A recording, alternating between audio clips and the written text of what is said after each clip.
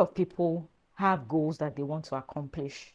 Aside from the fear of failure, fear of starting, for many people, the question is, where do I get the time to actually do this thing? So in today's video, I'm going to be sharing with you how I was able to combine life, work with my MBA. So stay tuned. Hi everyone, my name is Aramide Balogun. Before I started my MBA, one of the things that held me back was, would I have enough time? How am I going to combine this MBA with my busy job and my day-to-day living, right? How am I going to make everything work? So in today's video, I'm going to be sharing with you some of the things I did that enabled me dedicate time to my MBA. So a little bit of a backstory. When I was at KPMG many years ago, I had to write ICANN exams. And I remember that I would have classes on Friday from like 6 p.m. to 9 p.m. I would be in WISE Saturday by 9 a.m. and we'll be done with our last lecture at 9 p.m. Sunday, same thing. It felt like I was going to die. I won't even lie. It felt like, oh my God, I had no life.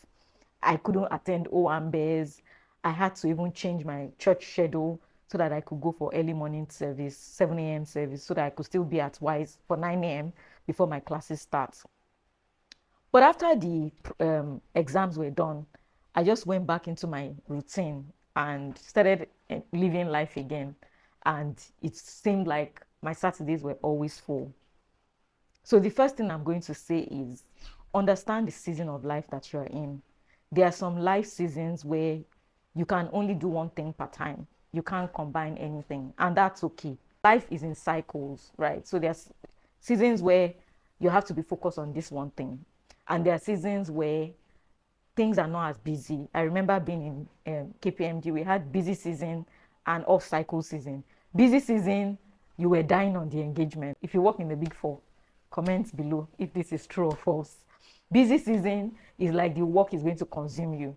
But when it's off-peak season, you're faffing, maybe you're doing like 1 or 2 agreed upon procedures, it's not that busy, you're able to still do other things, you're able to breathe a little. So that's how life is. It's always like cyclical. So you have to understand what season you are in, because that will help you to tailor your decision and make the most out of your situation. So first of all, understand your season, what season you are in. What I'm trying to say is that when you are in your off-peak season, how are you maximizing those seasons? When life is not as busy, what are you using it to do? What are you using that time for? Number 2 is, what are your priorities? There's a saying that if something is important to you, you will make time for it. So what are your priorities? Your priorities should essentially drive the way you spend your time. And if you tell us that my priority is to be so and so in life, and we see that you are spending your time in a different way, then there's a problem. Your priorities should align with the way that you're spending your time. So what are your priorities? Your priorities should drive how you spend your time. So how did I manage, which is the subject of this video? The first thing was getting the approval of my boss, or getting the support of my boss.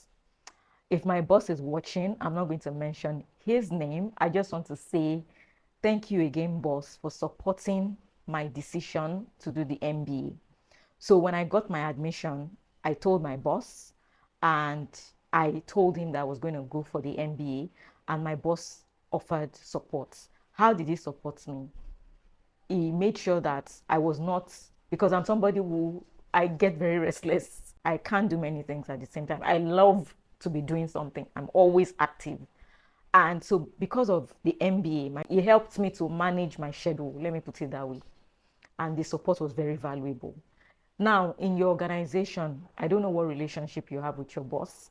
In another video, I'm going to be talking about building a relationship with your boss, because I think your boss actually matters in your career journey. Your boss is a make or mark. So my boss was very helpful in that sense.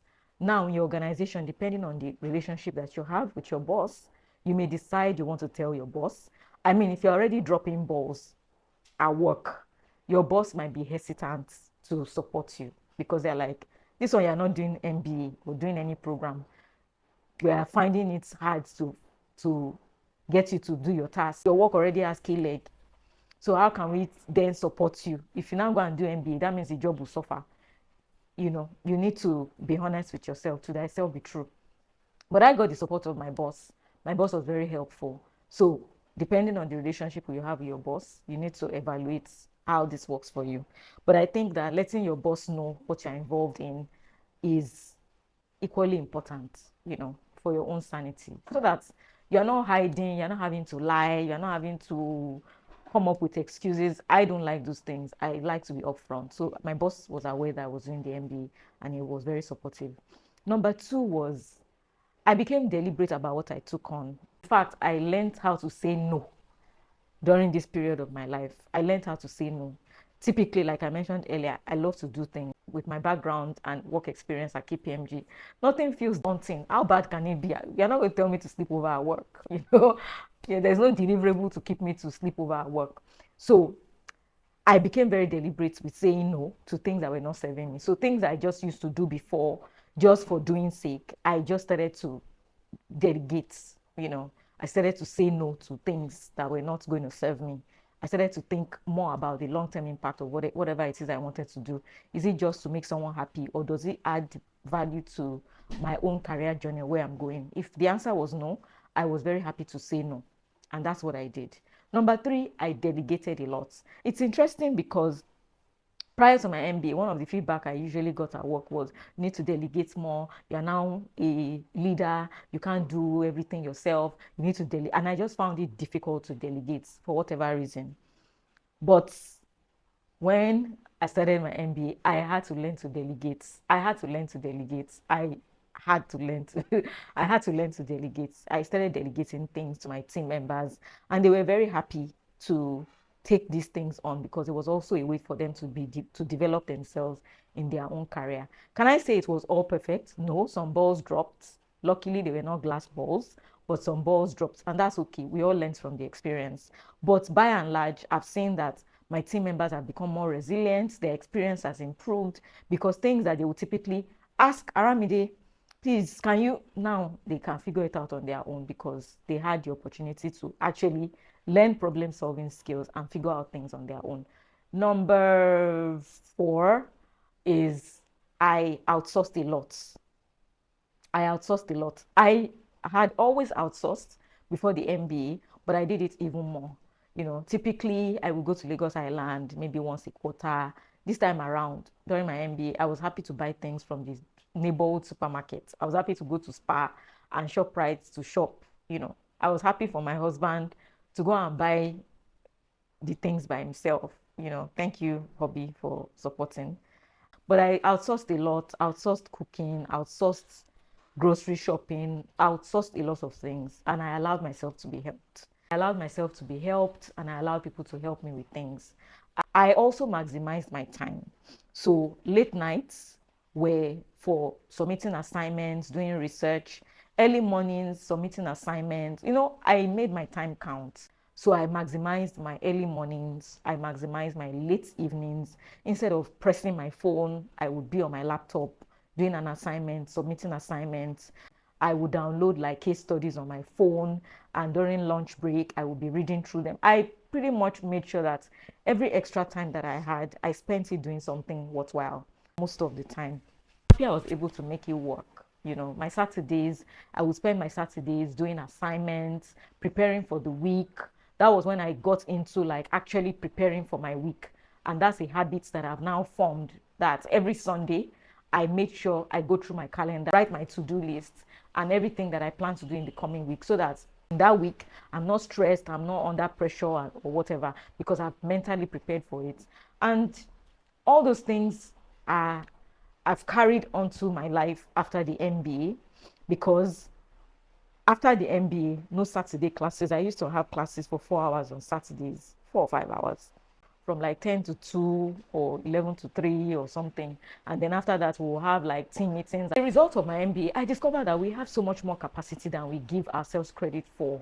So If you've been trying to do something, you feel like you don't have time, I want you to evaluate the season of life that you're in now. Does it give you time to actually do this thing? If yes, is this thing a priority to you? If yes, then I put it to you that you can make out time for it. I would like to hear from you guys. Let me know what you think about some of the steps that I took to make out time for my MBA, and what are some of the steps that you take when you have something critical to do? How do you make out time for it? I would like to really hear from the comment section. Thank you guys for watching, and I'll see you in my next video. Bye for now.